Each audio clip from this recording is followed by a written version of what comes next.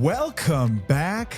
Welcome back to another episode of Till the Wheels Fall Off. I'm Matt. I'm Paige.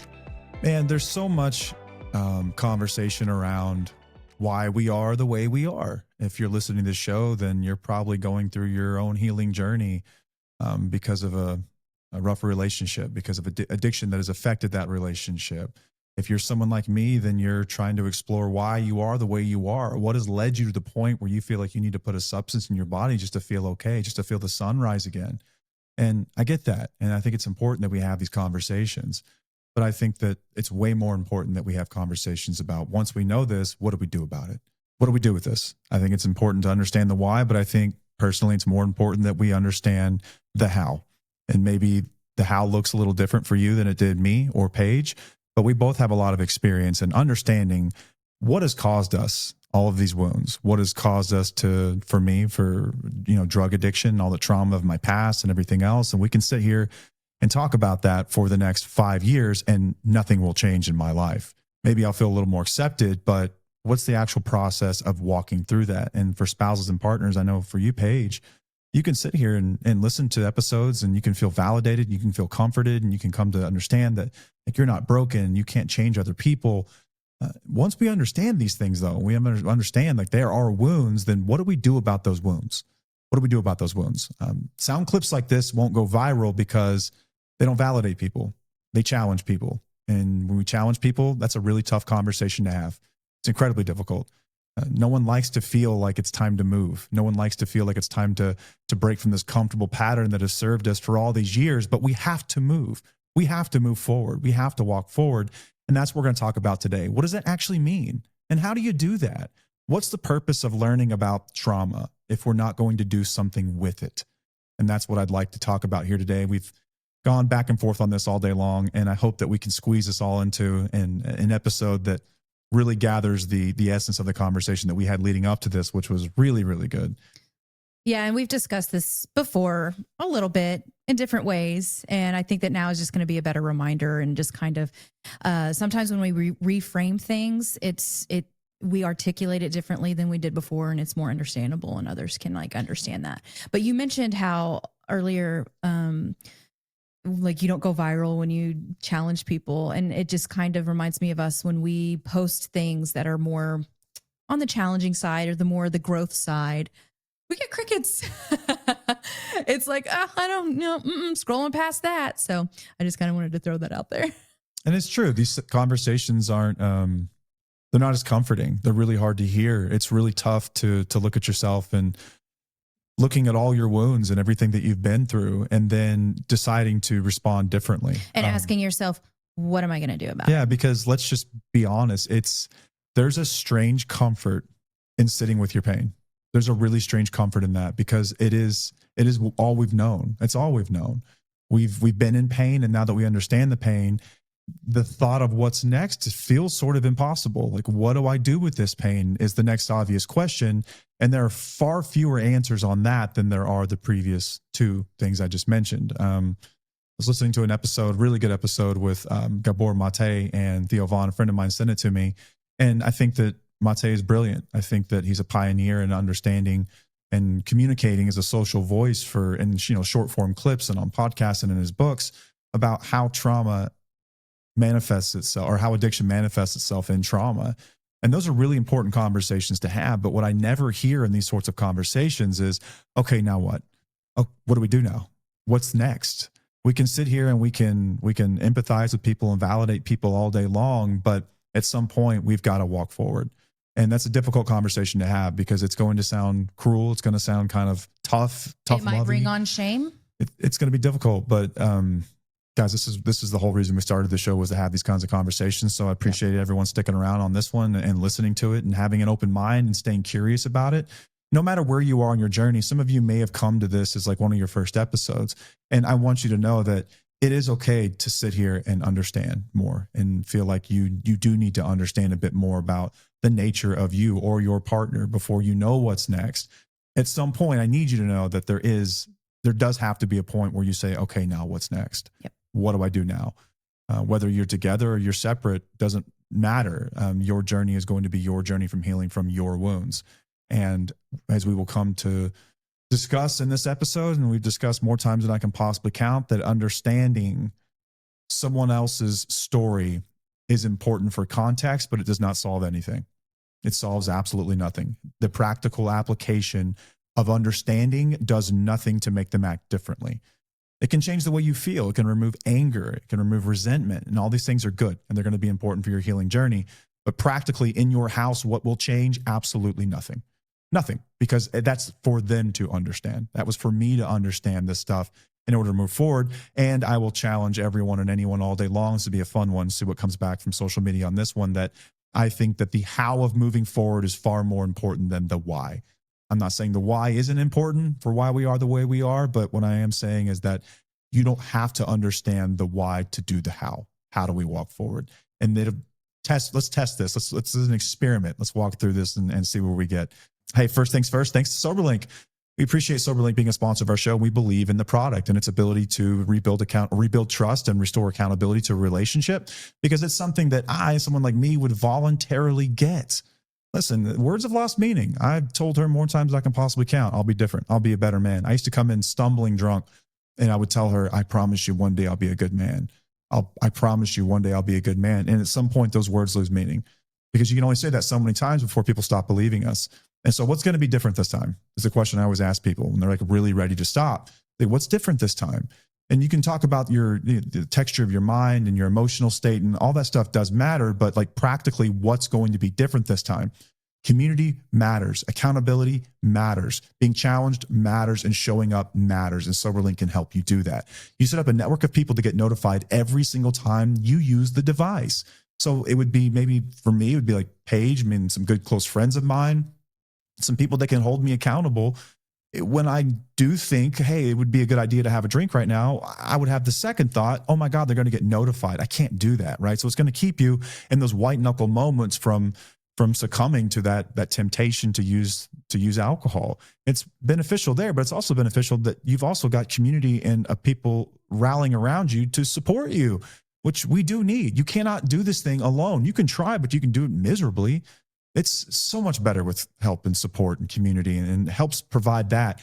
But I think for spouses and partners, the reason it's on our show is because this gives you the gift of visibility. This gives you the gift of transparency, because for so long you've been checking locations on Life 360 or, Find My, and you've been tracking someone, and you've been smelling their breath, and you've been looking around for bottles, and all this stuff that is all you're trying to do is seek comfort in an answer. I need to know the truth. Well, SoberLink can give you truth. There's truth in the data. When someone uses that thing, you can trust that it's the person that's supposed to be using it, because it's got facial recognition technology. It is tamper-proof. You cannot mess with this thing. So you can trust the data that comes back. And so if you're someone like me and you're trying to rebuild trust, every single test is a droplet back into that bucket of trust that takes a very long time to rebuild. We did this the old-fashioned way, and SoberLink can actually expedite this if you're doing it the right way. Now, it's not going to change all your behaviors, but it will take this drinking equation out of it.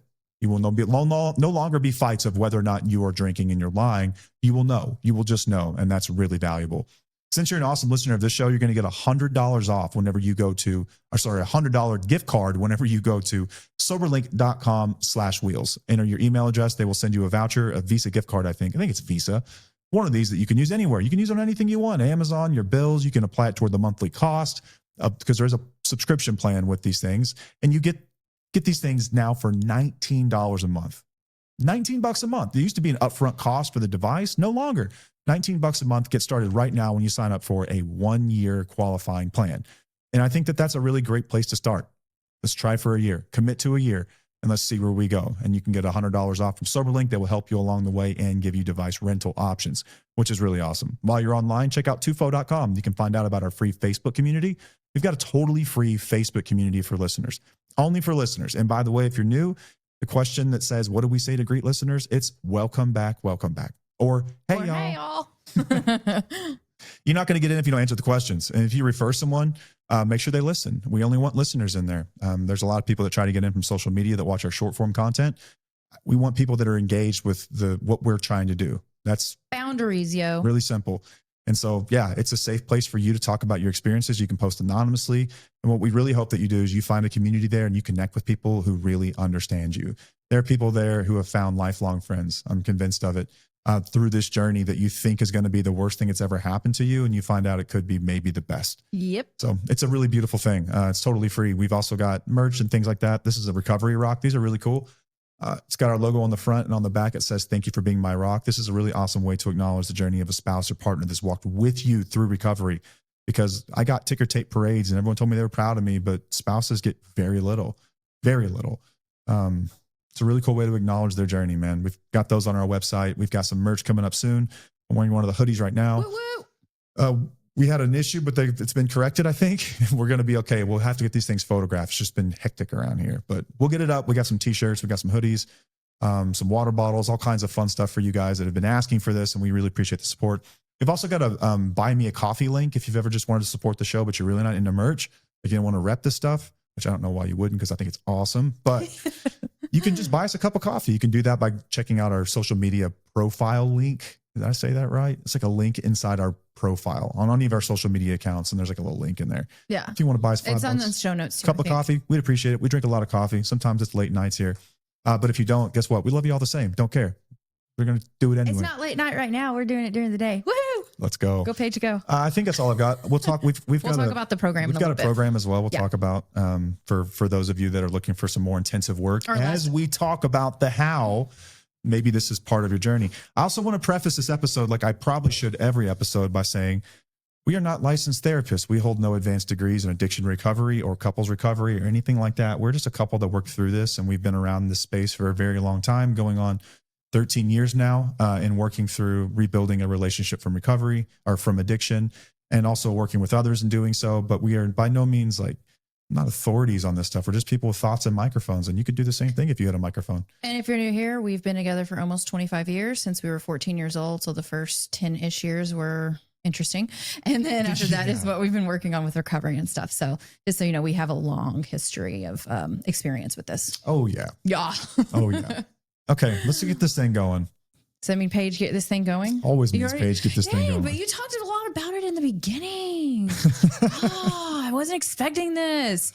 Okay, so I do have that outline, but I kind of just wanted to talk for a moment about it. I would rather just do that. Okay, so what we discussed this morning, he sent me just some information on some podcast that you were listening to about how which is really good, by the way. Yeah, it's good. It's good information to know about the why. And we talk about the why, and we hear about the why, and we talk about trauma, and we talk about how people are hurt and how hurt people and all these things. And like the addict does this, but as a spouse, we do this too. Like I went through a phase of feeling like a victim, and like I can't crawl myself out of this. I have been hurt. I don't know how to be better. I am like, why is this happening to me? I would sit in the why for a very long period of time of like, why do I feel this way? Why does this keep happening? Why? And then I realized that like, no one's going to save me. And I had to like crawl myself out and do the how before I actually addressed the why. And it sucks, and it's not easy, and it's scary, and it's uncomfortable. But what I've learned is that if you sit in that why all the time, or wondering why all the time, you're going to be in pain for the rest of your life. Like you have the ability to make changes. You have the ability to stand up and do something different. You have the ability to say, why not me? And actually do something about it instead of sitting in it and saying, why is this my life? This sucks. It does suck. I validate that, but you can't sit in it for too long, because it will continue to happen. You will be pouring it onto your children. You will be pouring it onto people who don't deserve it. And it's time to just like say, no more. I'm going to do better. I can do better. I can be better. I can be who I want to be. It's not easy. Sorry, no. I just go on a little. That was a beautiful rant. Little rant. That. That'll be a clip right there, I hope. But wait. Okay, hold on. I'm sorry. Okay. Yeah, you had a lot of talking, but I have a lot of stuff to say. I'll sit back. Let's do this. This kind of reminds me of. So we recently, I have permission to discuss this, and I didn't think I was going to discuss this on our episode, but our daughter has been struggling with a lot of infections since September, and you ended up taking her to the ER because she couldn't move, she couldn't walk, she could not, like she was in so much pain.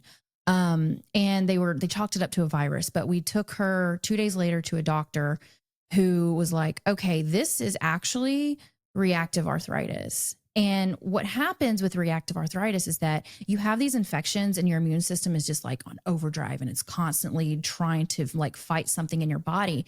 And then it gets to a point where it's like, okay, there's nothing left to fight. So it's going to go after your joints. And then, so it went after her joints and it made it really painful, but her joints were innocent, right? Like they were minding their own minding their own business. Her immune system was just like bored or something, or like, it was just hyperactive. Like I've got to fight something.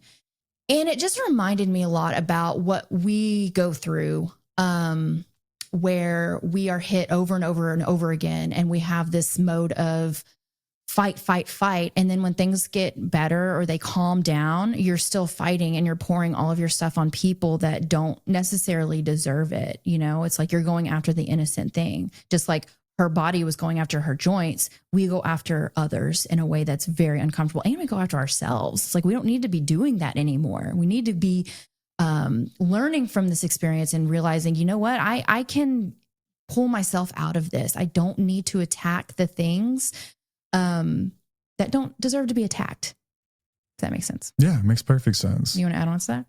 I think it's a great metaphor for how a lot of this stuff works. I really do. I think that was a beautiful connection that you made. You'd written about this earlier in the week. I did. I wrote about it. And I really liked it. And it's an amazing metaphor that, these seemingly innocent parts of us get attacked by the parts of us that have been set off by something else. This is kind of how triggers work. This is kind of how trauma healing works. This is kind of how it works whenever you're in a relationship with someone who has been addicted or has toxic behaviors or unresolved trauma or any number of things. And it's unfair, I think, is the only way you can simply put it, is that it's really just unfair. It's unfair that we have to deal with this, but here we are. Yeah. We find ourselves like, here we are. Yeah. Now what? Yeah. Now what? So what are we going to do about it? What can we do about it? Yeah. And that's scary. It's scary and it's hard. And it's like, no, you literally feel like when you're in that moment of feeling so much pain and you feel like, why is this happening to me? You literally feel like you can't get out of it. You really feel like you were just stuck in that forever until one day you're like, you know what? Enough is enough. I'm tired of my own bullshit. I need to do something about this. I need to pull myself together. I need to figure out a path to get through this and heal. And I think about you and your recovery journey and what you've been through. You never had that victim mentality whenever you were when you were healing or going through recovery. No, I really didn't. You focused on the how. How am I going to get better, you mean? How am I going to get better? How am I going to get out of this? I'm tired of my own bullshit. I'm tired of feeling this way. What do I need to do to get out of this? So you went and you got help and you did exactly what you were told to do. And even if they tried to coddle you, you never took it. You didn't accept it. You were like, no, this isn't accurate. Like, I'm not a victim in this. This is my own decisions. This is something that I've done and I'm going to get myself out of it. And I think that's beautiful. But I also do think that, down the line, you needed to realize the why, right? Like, it was very, very helpful. It's those two extremes, right? Mm-hmm. Where I did like one extreme, which is that this is all my fault. Therefore, this is all my responsibility, which was actually good news to me. I thought, if this is all on me to fix, that's the greatest news I've ever heard in my life. That means I'm in control of fixing it. Yes. So that's great news. It's kind of an extreme view of like extreme ownership. But then the other side of that is sort of this like softer coin. And I think this is where a lot of conversations around addiction have kind of trended. And for the record, I don't think it's the worst thing ever. In fact, I don't think it's bad at all. I just think it's bad if you stop the conversation there. Or like Gabor Mate has written books about addiction. He's a brilliant speaker, a brilliant writer, a brilliant voice and thought leader on the origins of addiction. And he says essentially, I don't think these are his words, but we'll just summarize them, is that not every person that has trauma develops addiction, but every person that has addiction has trauma. And there's some form of trauma. Now, trauma is relative, right? So what is traumatic to one person may not be traumatic to another.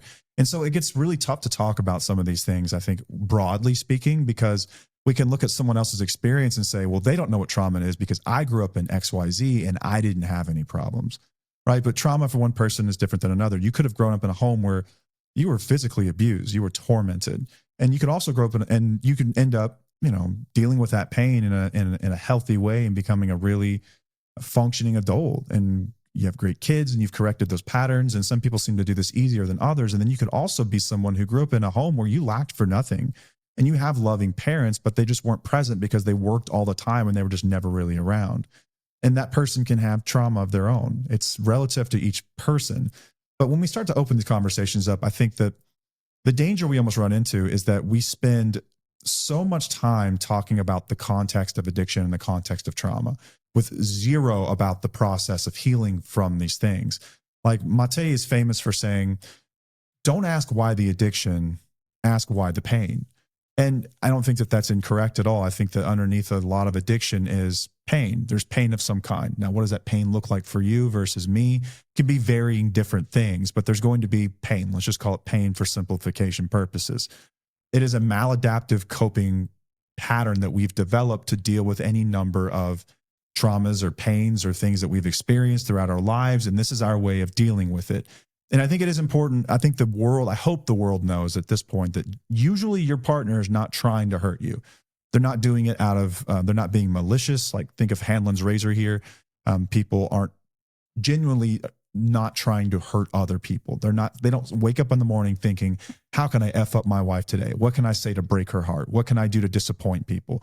That's not the way it works usually. It's just those patterns that have developed over time have led us to a place where that's the outcome of our actions.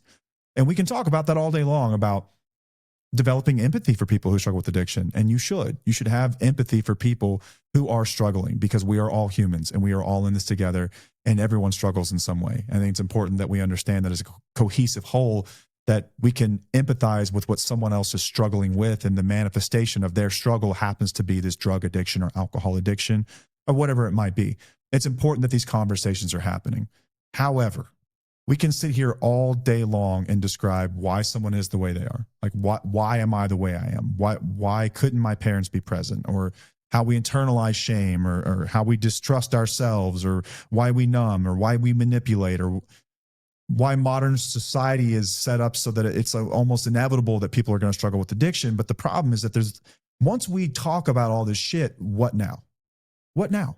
Because I think that there are so many spouses and partners that have spent years reading things like what Dr. Mate has written and their own common sense that obviously this person had a rough upbringing and that's why they are the way they are. And you cannot educate yourself enough on someone else's trauma to solve that problem for them. Point blank, simply put, that is the problem, is that you can educate yourself, and the education should do a few things. It should develop empathy within you. It should develop context for you. It should never excuse the behavior. Should never excuse it. And I think that's where a lot of people will land, depending on the context of kind of your community and where you grew up and, you know, the different political spectrums and kind of the nature of your thoughts and where you side on this kind of stuff. You can fall into this dangerous hole where you can have compassion to a fault for people. Yeah. So much compassion such that you put yourself in dangerous situations. And guess what? Now you're in the same boat. Now you're going to have traumas.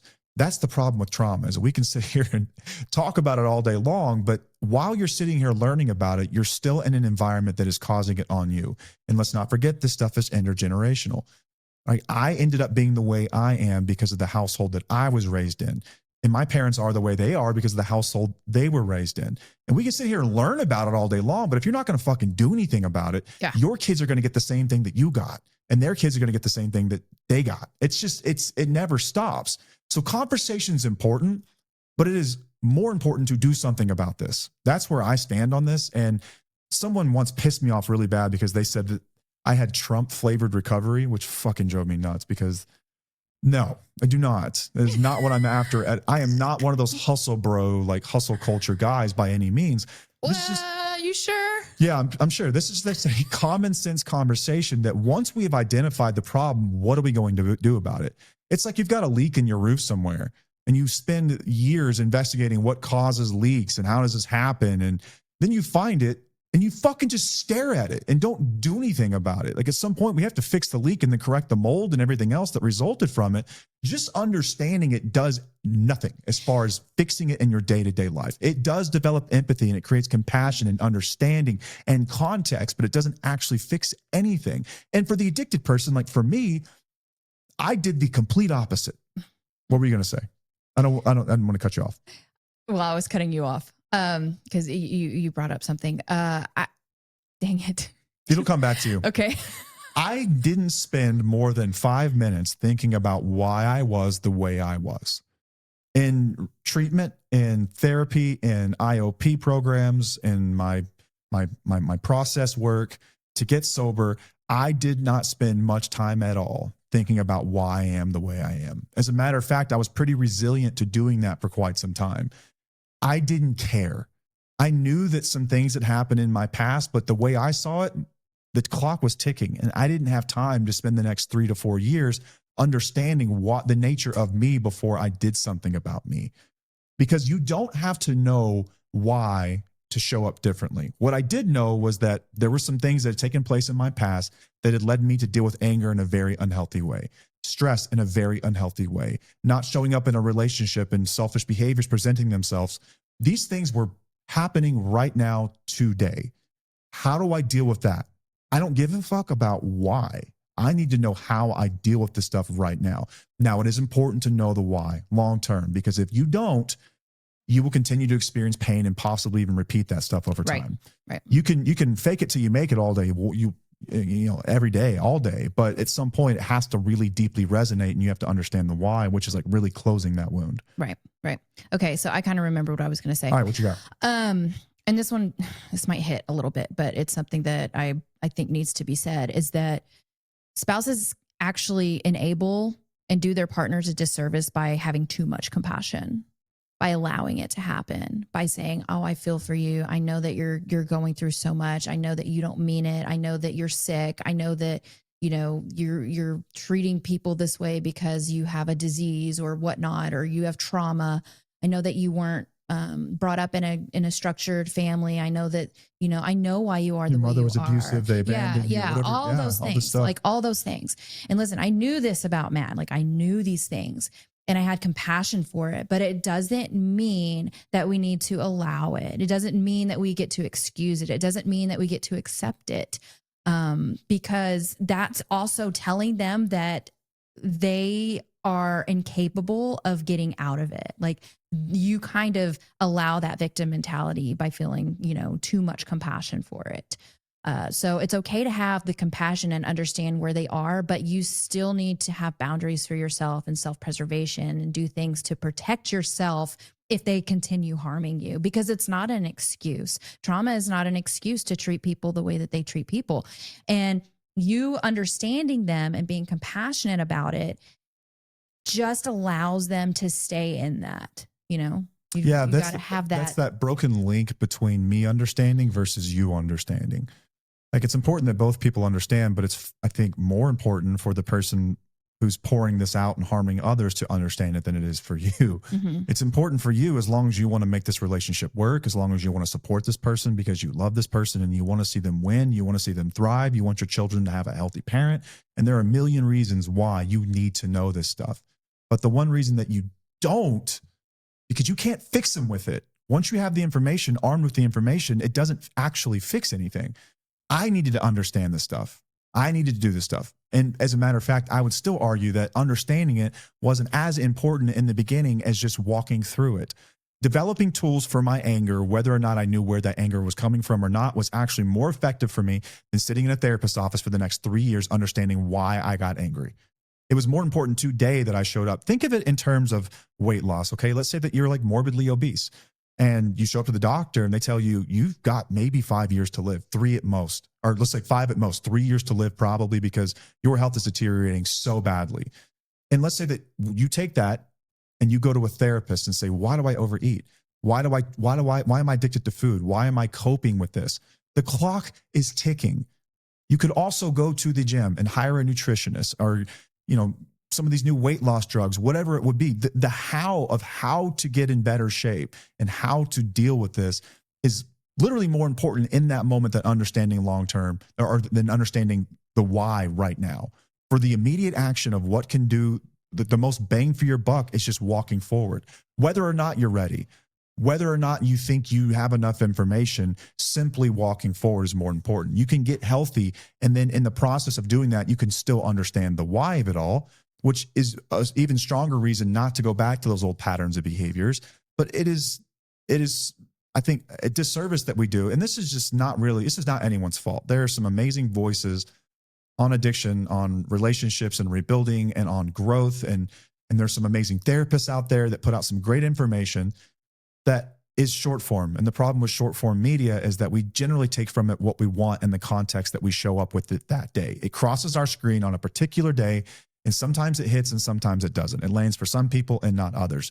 But the stuff that tends to go like mega viral is very broad and generic. It's a very understandable, like rather broad experience that people have. And so we love it, which means it's never going to be anything that really challenges you or is sort of nuanced or encourages you or like inspires you to change your situation.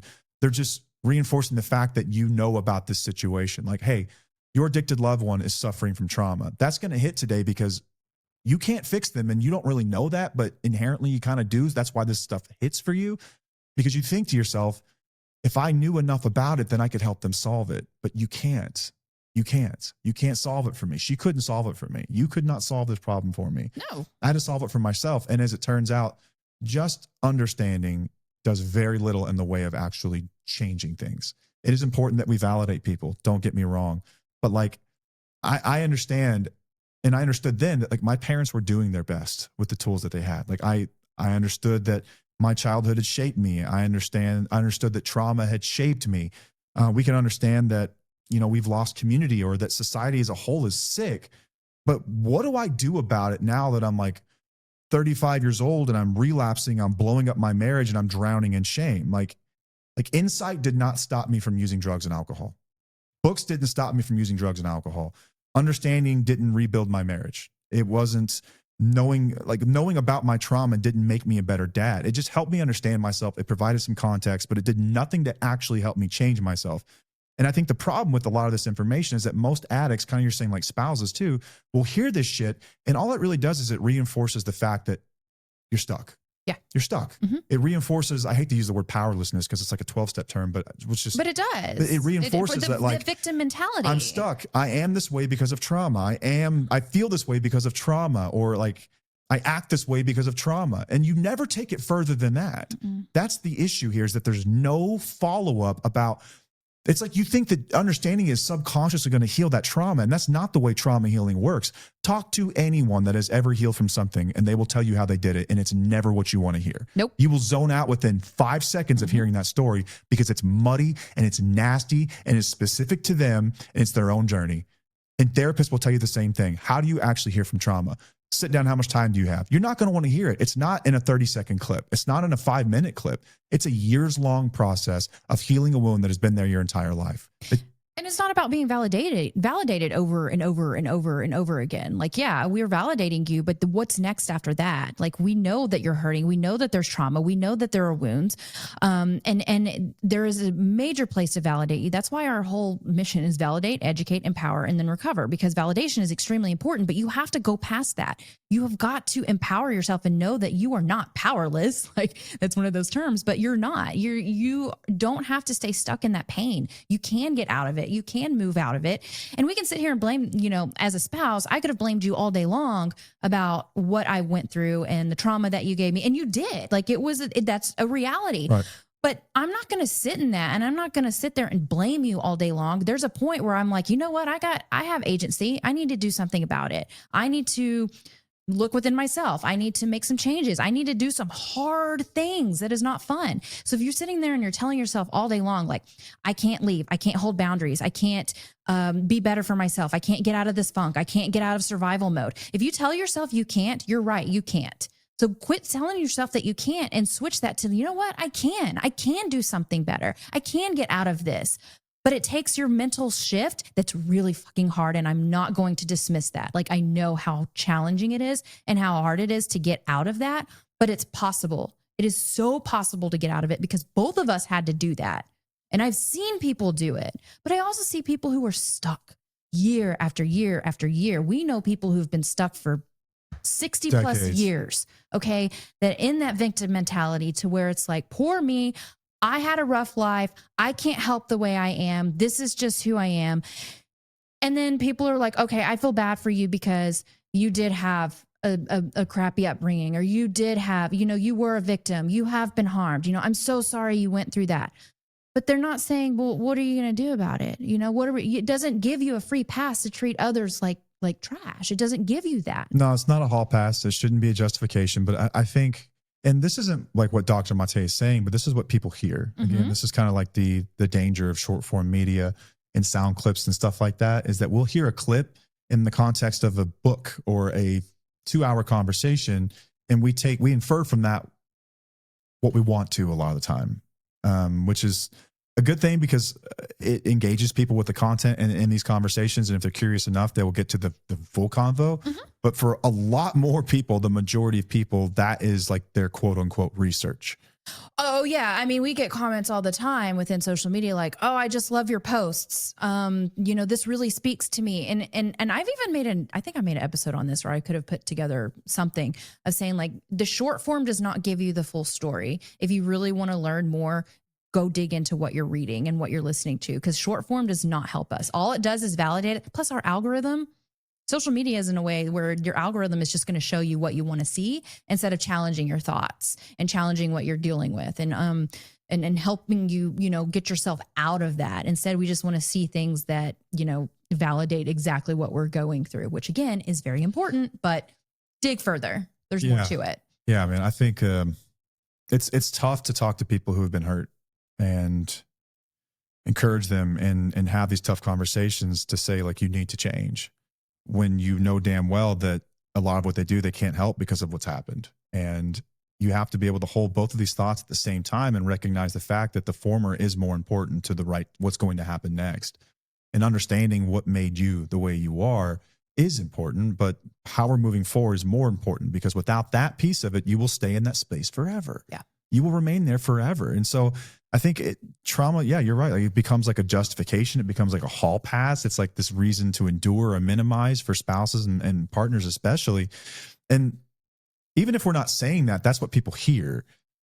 Because the truth is that you can understand someone's trauma and still say, like, I'm not responsible for fixing that.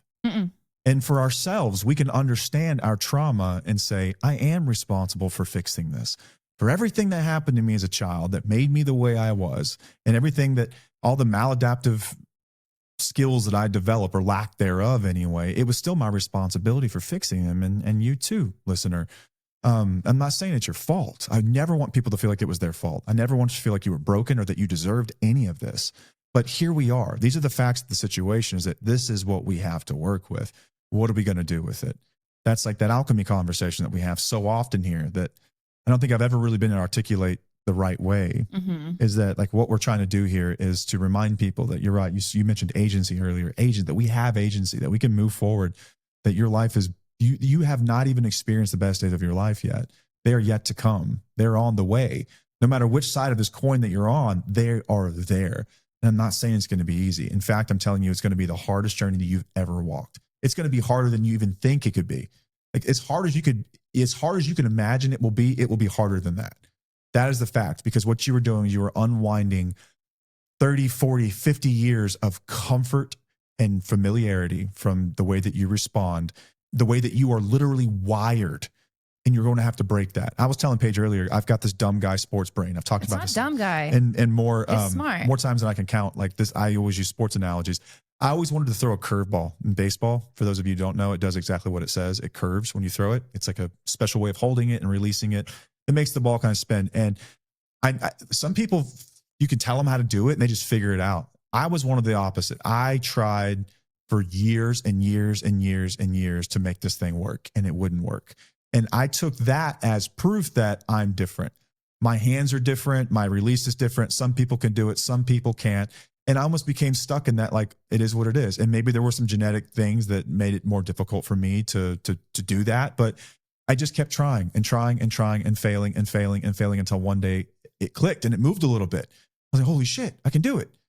And then I started to work on it a little more and it moved even further. And now it's filthy. I can throw a curveball like no one's business. But that was kind of like the journey of recovery and trauma too. In the beginning, the fact that you're not responding the way that you want to respond is going to be proof to you that you're broken, proof to you can never do it. proof that it's done. What's the point? Can't win, don't even try. And that's what it feels like in the beginning, because you will identify like what trauma really is. Trauma is, I think in so many ways, I think that you can look at trauma in various ways. Read Mate's books on this too. He's got some great words about it, but trauma keeps us from being the people that we want to be. It's these wounds that came from childhood a lot of the times, or maybe even later than that stand in the way for us to be who we want to be one day. Sometimes it's self-love. Sometimes it's the feeling that I have worth or value, or that I deserve to be seen or heard. And it shows up in a million ways, in dysfunctional ways, whenever we get into relationships as adults, where you can be triggered by something and it's not your spouse necessarily. They touched a wound that hasn't healed yet. I've always had wounds that I'm not enough, that I will never be enough, that no matter how hard I work, I will never be adequate. That is like my biggest, if I could show you the skeletons of my closet, that's the one that I live with every single day. And I'm still working on. I've known about this basically my entire life, and I'm still not there yet. Mm-hmm. And I still screw it up in a million ways, and it can still be rubbed the wrong way. Paige can say something without even being hateful or angry that, hey, I really needed you and you didn't show up when I needed you to do this. And what I hear is that, see, that proves it. I'm not enough. Mm-hmm. Right there. I'm not enough. And you just proved it. And we have you get this abnormal big reaction from this rather small input, which is her just simply stating a fact that, like, stating her needs, that I needed you to be there for me and you weren't there. And what I hear is that I'm not enough. I'm not good enough. I suck and I'll never be enough. And that comes from childhood, when those are the messages that I received, because there weren't people around to love on me, to let me know that those things were true. And it's not her fault. But I think you were talking about me. No, I'm talking about me. That's one of my wounds. A lot of people have that one. It's a big one. It's a really common one, that I'm not enough, that I'm dumb, that I can't figure this shit out. And so then I overcompensate for it in ways that are toxic too. I'm a workaholic. I get so invested in my work because I'm trying to prove to you that I matter, that the words I have value. And is that why you do it? Or do you do it just because it's something that you feel is just part of you? Chicken or the egg? I don't know. You don't know why you do it? I mean, have you ever really like looked into the reasons? Yes, why? I have. Why? So there's two ways, and I don't know which one wins out here. Some of this is my natural interest to be curious. I'm incredibly curious, and I want to know more about things. Then you have to ask, and you keep playing the why question. Well, why? Why are you interested in these things? Because I just find them fascinating. I don't know. Well, is it because you find them fascinating because you think that it'll make other people think that you're smart, because you can talk about this stuff in big rooms and you get admiration and love from other people? And then that's where I go, I don't know. Chicken or the egg? Which came first? I don't know. I do know that like the validation only goes so far. That wound will not be healed by getting the validation that you are seeking. Mm. You have to validate yourself in order to heal that wound. Yeah. And that's incredibly difficult, because the issue with trauma is that it is literally the lack of parts of ourselves that we wish to have. So like if I aspire to be a good dad, my trauma dictates that I don't have the tools to do that. And so what recovery and trauma is about is walking through that in spite of. And it's a lot of it's self-talk, it's self-belief. It's like reminding ourselves like we deserve grace and we deserve to make mistakes, and that we can keep moving forward and it's okay, and like all this stuff. But then you dig it off a little piece further. Well, I don't have the tools to even do that. And so you have to start back at the very beginning, which is that like, I matter. Mm-hmm. At the end of the day, I matter. And I didn't deserve the things that happened to me that made me this way, but I matter. And at the base of it all, I hope that people know that you matter and that there's love there. Right. I've worked with people in addiction for over a decade, and something that just about every single one of them has in common is a very low sense of self-worth or self-esteem. Very little. And that started at some point in their lives, and then their behaviors, their maladaptive coping mechanism, which is addiction, has led to more circumstances and events in their lives that have just reinforced it, because they were unable to show up wholly. They were told that, and then it just reinforced the belief that I'm worthless. I don't matter. And it starts in the beginning, and then it just manifests itself over time, a million times again, and it compounds on itself. But then we can sit here like we're doing it right now. We're having this conversation about the why. Mm-hmm. Why I am the way I am. We've explained it. I think that you're smart enough. Our listeners are so smart. You know why. What now? What next? What do we do about it? And I'm telling you, it is the most uncomfortable thing that you will ever do. From the addiction standpoint, it's not just leaving the substance behind, which has given us so much peace and comfort over the years and has been a band-aid for all those wounds that we've really failed to let air out and scab over and heal. It's walking through life without any fucking tools that every other adult seems to have. It's like getting through a day at the office of feeling like you even deserve to be there, first of all, that you're capable of doing it with your brain, and that like if I actually put forth all my effort and I'm not good enough, then what then? And having the strength and I guess the courage to do that in spite of it and everything that brings up, like that's what walking through trauma actually is. And it's over time, and I mean years of doing that we become confident with ourselves and that we love ourselves again and that we think we matter. It's through those experiences that shaping us again, like reparenting ourselves in some ways. It's relearning all this stuff over again. And it is the most uncomfortable thing because it will be so foreign to you. And it's being intentional on changing your behaviors. Yeah. And it's acknowledging the negative behaviors that you have towards others and towards yourself and recognizing that they're there. And then what you need to do about it to change them. And it's hard being intentional. So difficult to be intentional because you really have to think about it because we're wired to just like do, right? Like we're kind of on autopilot a lot. And then you just don't really recognize what it is you're doing or why you're doing what you're doing or whatever. And you don't know how to change it. But when you start really healing, you have to really look into yourself and look at the things that you are doing and be intentional about it and how you want to shift it. Yeah. These things generally aren't going to fix themselves. They're not going to fix themselves. And someone else can't fix them for you either. Someone else can't heal for you, and it won't happen by osmosis. And you have to act yourself into right thinking like too. Something that you struggle with, this is, I think I certainly compounded the problem, but you're a yeller, you scream. Yep. And I think that I'm not a therapist again, but I know you well enough that this probably came from living in a home where you were the good girl and you were quiet, and good girls, quiet people still have big, loud opinions and thoughts and beliefs. And a lot of times they're correct, but they're overshadowed by other people who are just louder. It's like the squeaky wheel gets the grease. And so you grow up feeling like you're not heard. Mm-hmm. And so there's a wound there. Yes. And so in moments where you feel like you're not being heard, you get loud, you get loud and passionate, you get big, and you say things that you normally wouldn't. And you speak in a way to people that's, rather degrading and angry and like vicious. And like this comes from years of dealing with me where I literally was like intent on not hearing you because I didn't want to hear it. I didn't want you to coach me. I didn't want you to talk to me or tell me what I was doing wrong.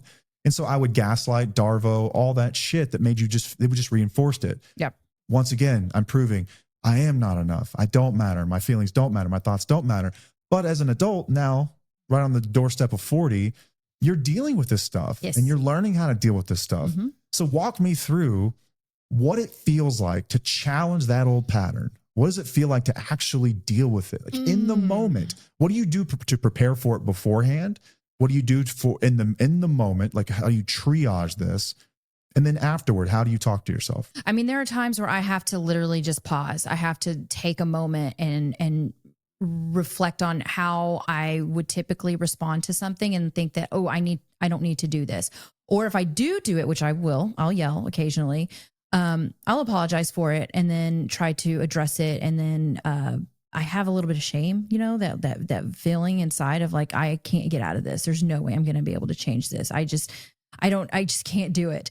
But I can because I know I can because I've been able to do it before, but it's really just being intentional and thinking about it and thinking like, this is not who I want to be.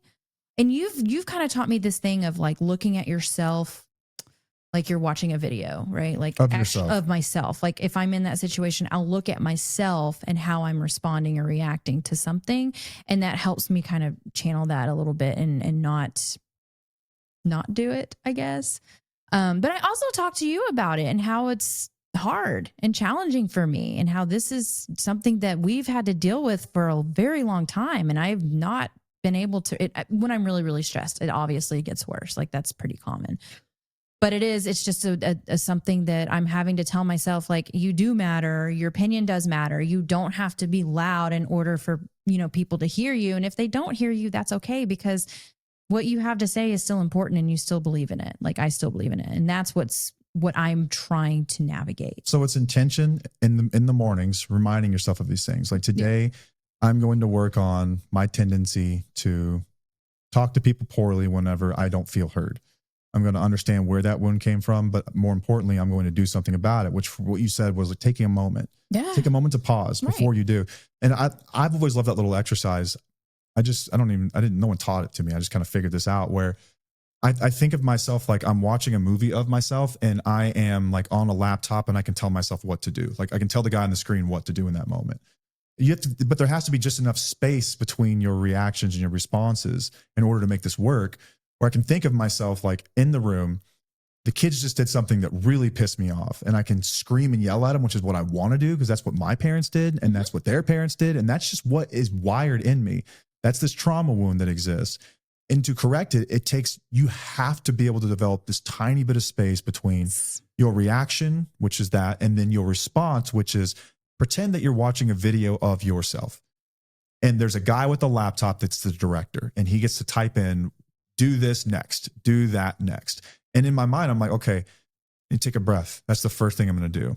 And then I need to say something calm. I don't even exactly know what it all is. Let's just say that one of the kids didn't tell me about homework they had to do, and it's 10 p.m. Now they're asking me for homework, which is very common around this house, it seems like. Something like that happened today. Yeah, and I want to say, you dumbass, you're telling me that you didn't know this should exist. What I'm doing, like I'm in that moment, like I'm triggered, right? This is a wound of mine. And what I do instead is I think to myself, okay, all right, buddy, let's go and get the homework out. Let's start that. And then I will have a conversation with him probably during or after this is like, hey, it's really late and you've known about this for a while. Let's deal with this differently next time. Let's talk about this as soon as you get home, and remember that you've got homework before you pick up your video games or go play with your friends or do any other stuff. And I think of myself having like these Bob Saget end of a Full House episode moments. Yes. Where it's like, those were always the greatest, by the way. If you're a 90s kid, you know, where I can sit there and like really, what's the right thing to say here? What's actually going to be effective? What is he going to remember versus me screaming at him again?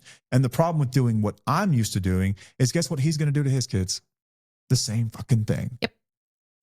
That's the importance of, and this is why I just can't stand how we have so many questions that validate people in their trauma. Your trauma causes this.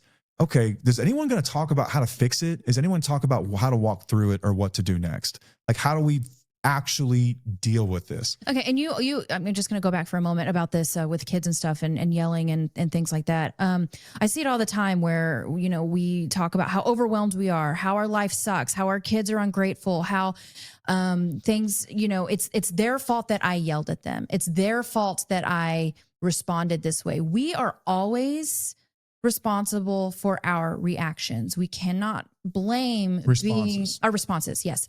We cannot blame others and all the things for how we respond to people. Right.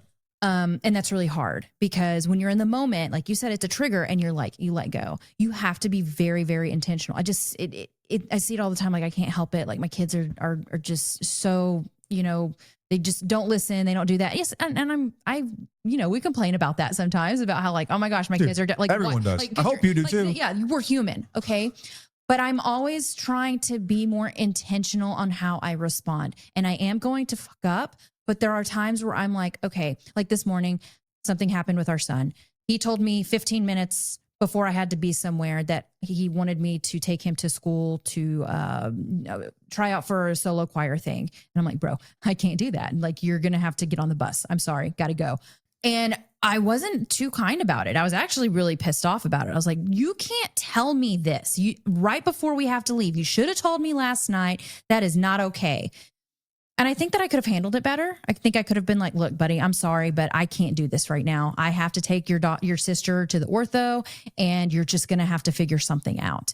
So I'm going to have a conversation with him when he gets home, and we're going to talk about it, and we're going to discuss it like humans, you know, and not completely lose my mind on him because he has picked up my responses, right? Right.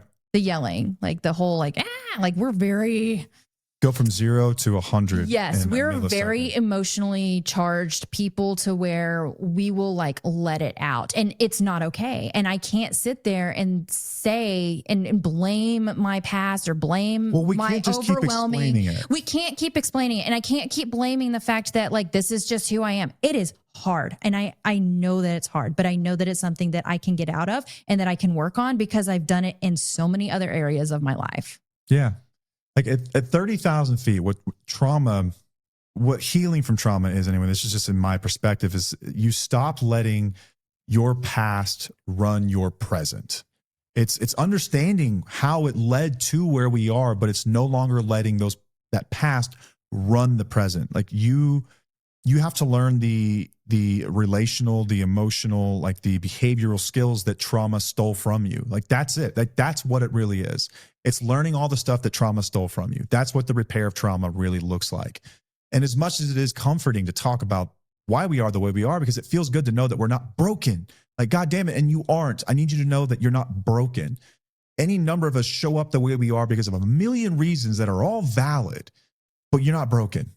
But it also doesn't mean it's okay to pour it onto other people. And we have to take responsibility for it. We have to take action.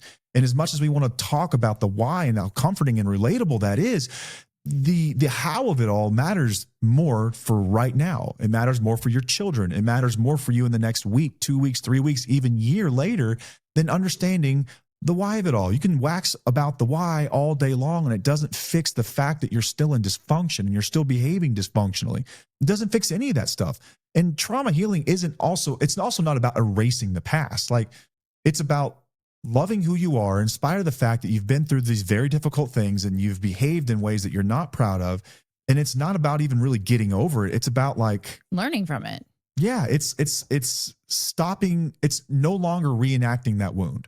Like, I have a wound, I'm no longer going to reenact that wound. It's like you stop organizing your life around like this pain that you had that you failed to really acknowledge or deal with. It's choosing differently. It's just simply choosing differently. I have a really deep wound that I'm actually working through right now that has popped up since we started doing TUFO. It's something that I never healed. And I'm not avoiding it.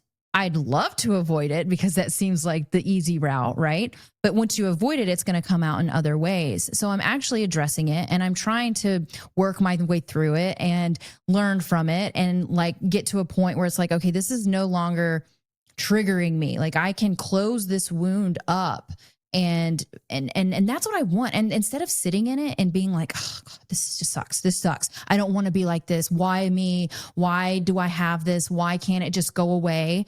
That's not going to change anything. I just know that I have to take action in order to change it. And that's what I'm doing. And it's not easy. It's really hard. I have to do a lot of reflecting. I have to like really figure out how to push through it and change from it. And that's where my mindset is. When I look at it as a challenge, anytime there's something that's going on within our lives that's like, oh, that's really hard and that's hurting you, I don't look at it as like, why me? It's more of, I'm going to challenge myself to get through that and figure it out and not avoid it and actually figure out like, how can I correct it? How can I heal from it? How can I not allow this to control my life? Yeah.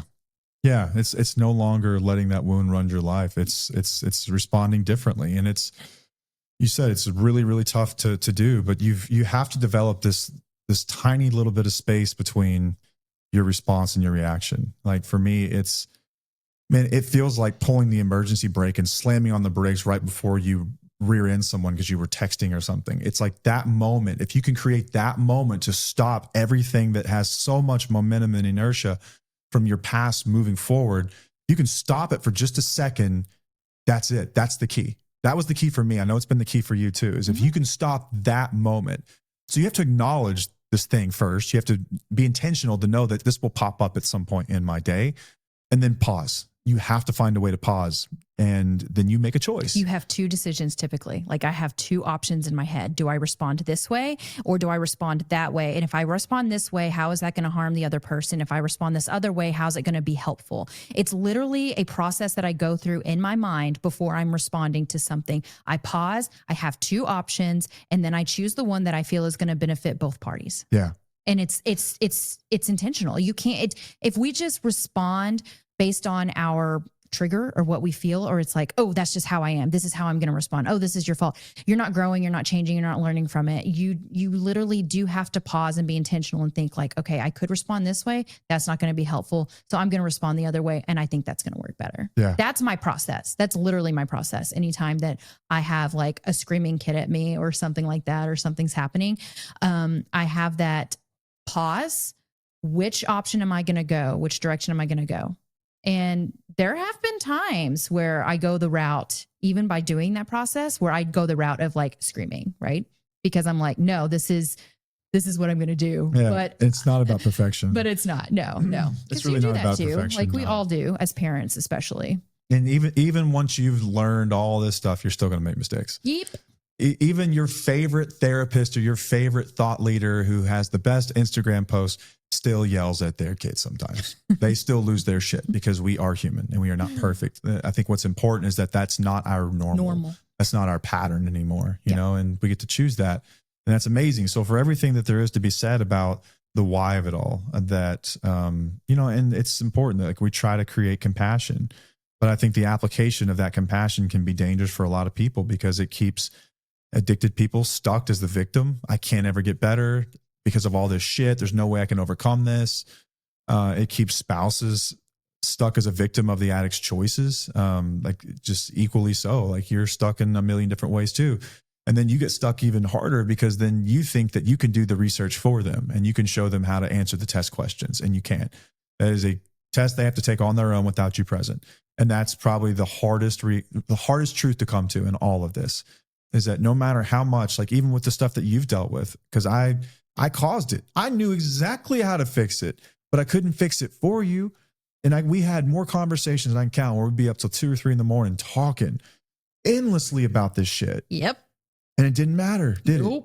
I knew exactly what the problem was. It didn't matter until you were in the place where you were like, this is bad enough for me that I'm willing to do something about it. And it's like that time plus pain equals change equation. But you know my mentality and you know that I like to challenge myself and you knew that eventually I would get to that point. Sure. And we've known that about each other since we've been together. And that's why I had more, quote unquote, patience with you because I knew that you would be able to get out of that because I knew that how you handled things. I knew that you were eventually going to, you know, that word that you would say, I'm going to be a better man one day. I believed that. Yeah. I literally believed that because you proved it to me before, you know, like we both have that agents, you know, we have that mind of like, I'm going to not sit in this, but eventually I'll get it. And thank you for being by my side while I try to get through it. But I think that's the mutual respect there that we've had that has helped us both get through all of that. You knew that I was going to get through that. You knew that I was going to address it. You knew that things would change eventually. Right. Man, it's tough, especially when you're like, I knew that I was the cause of a lot of that shit. And I was like, I've figured out how to fix it. Let me tell you how. Like I trusted that you would at some point see you in your own way how it was harmful to you, to the kids, to the relationship, and do something about it. But not everyone gets there, unfortunately. But I think the more conversations we have about trauma and things like that, and they're important conversations. I wanted to be clear about that. But I also think that it can be really dangerous conversations because they disregard the journey of everyone else who gets harmed by this trauma. Like there's so many accounts out there, addiction recovery accounts, recovery, all this recovery stuff. And every one of them's probably got a clip of Dr. Mate talking about, you know, the pain of addiction and why all this stuff happens. And like, that is like a day one conversation. And then I think the day two conversation needs to be, all right, what are we going to do? Right. Like I don't want anyone running around thinking that like addicted people are bad people. They're not. Like they're really kind, considerate, loving people a lot of the time. Not all the time, but a lot of the time they are. Like they truly are good people that have developed these coping skills that are fucking not helpful because of a million different reasons. And it's important that we all understand that. It's also important that we understand that the fact that they don't do anything about it is fucked. And the fact that you know that there's something wrong now and you don't do something about it is almost as fucked up as the situation that got you here. And I think that that is something that no one really quite says because this is shit that no one wants to hear, and it's going to get you canceled, and it's mean. How's that? It creates shame in people and everything else. And it's like, oh, I don't really. It is what it is. Like it's the truth. The truth of the matter is that a spouse or a partner or a family or a son or a daughter who hears something like that, and how is that beneficial to them, other than relieving them of resentment? How is that beneficial to them? I think it's way more beneficial, like for me. Mm-hmm. But you can't like leave this on my nightstand enough times for me to go, oh, maybe I should do something about this. You know, right. It's something that you really have to want to do. And you can support someone I hope you're supporting people from that place of love and understanding and tolerance while also holding boundaries and understanding that not doing something about it is completely fucked. Completely fucked, man. And I would just hate for people to fall into like a state of perpetual victimhood because they understand someone's pain, because they think that that's the key to it all. And like, as this, as the conversation has shifted from like addicted people are weak people and they just need to fucking figure it out, which is ridiculous, to they have pain. Like, have we gone too far in some ways by not acknowledging the nuance of those two statements? And that there's a little bit of both, and like the truth of it all. Talk to anyone who's really recovered from addiction and they'll tell you it was a little bit of both. It was a little bit of, I needed to get my shit together. I needed to fucking, for lack of a better term, like man up and figure this shit out myself. Do better. I had to walk through this stuff, and it sucked and it hurt and it was hard, and I did it anyway. And those things can be true at the same time. And I hope that those conversations are happening, probably only happening here in this dark circle of the internet that no one pays attention to, but they need to be happening more. They need to be happening a hell of a lot more. What else we got on this? I think that's about it. Okay. I hope it's been helpful for people. I hope it's understanding for people. Like I love the work that we're doing in the addiction space now, where we're educating people on like the real origins of this stuff, but like, don't stop with that.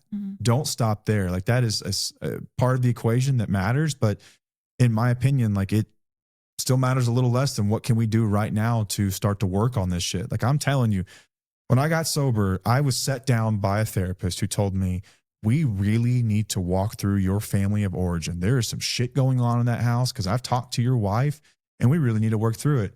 And I go, nah. And I just ignored it. I was like, yeah, they did the best they could. I understand that. It's not really important to me right now. I've got fucking work to do.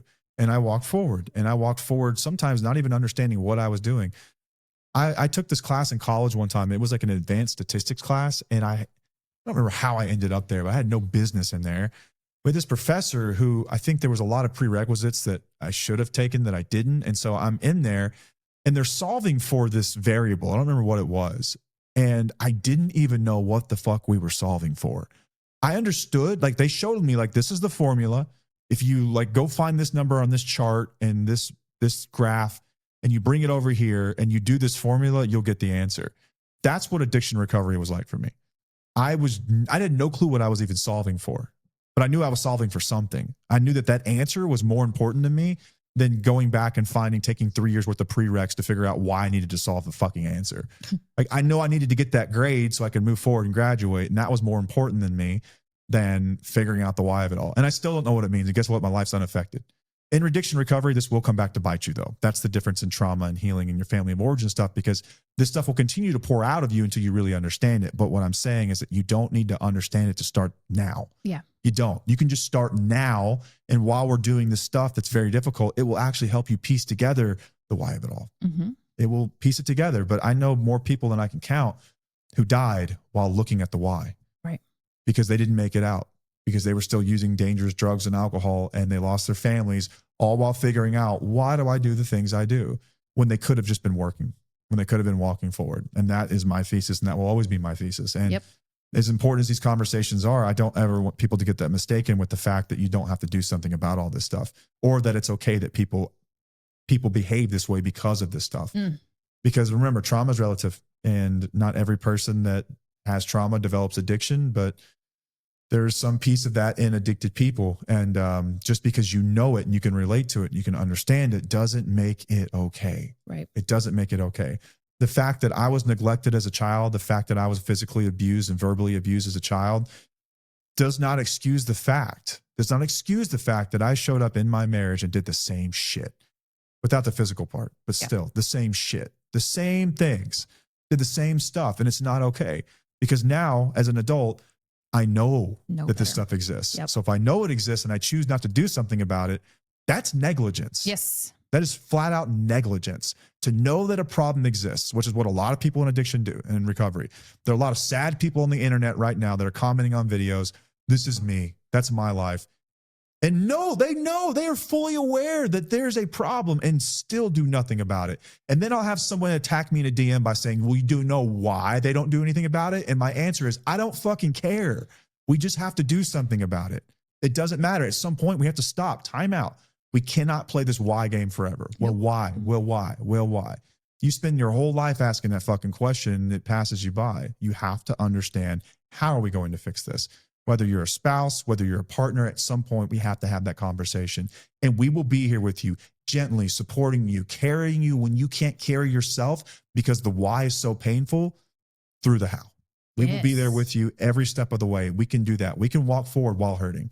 But what I don't want you to do is hurt and not walk forward. And we will forever challenge people on that in our show. I think what we try to do more than anything at a 30,000 foot level is what George Mack is trying to do, is create agency in people and create high agency in people and understand that you do have the capacity to make changes. You do. Like, a lot of people get it twisted, especially in like 12-step world for recovery. When they talk about powerlessness, they're not talking about your inability to fix life. They're talking about your inability to manage the substance you're trying to fucking use. That's it. Your power will get you out, along with some other things, some tools, some spirituality. There's a million ways to skin this cat, but all of them involve agency.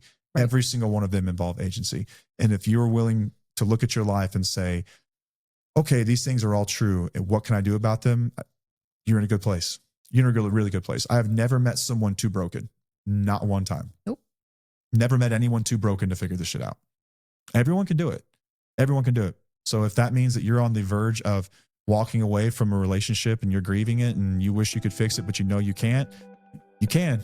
You can do that. You can get to safety. You can create a better environment for you and your kids. If you're someone who's struggling with addiction and you're like, how the fuck? I don't even know where to start. You can do it. I promise you can. It feels impossible because I've been where you've been, but you haven't been where I've been. And talk to anyone on the other side of this. People like Paige, people like our listeners who've left relationships. They know something you don't. You should listen, is what I need to say more than anything. I hope that you continue to listen to those conversations and not get stuck in them and warped for the next 10 to 15 years in the perpetual question of why, and playing that game until the end of time. And that's all we've got. I hope this has been a helpful one for people. Yes. Until I know you have to pee. I do. Until next time, I'm Matt. I'm Paige. And we'll see you. Bye.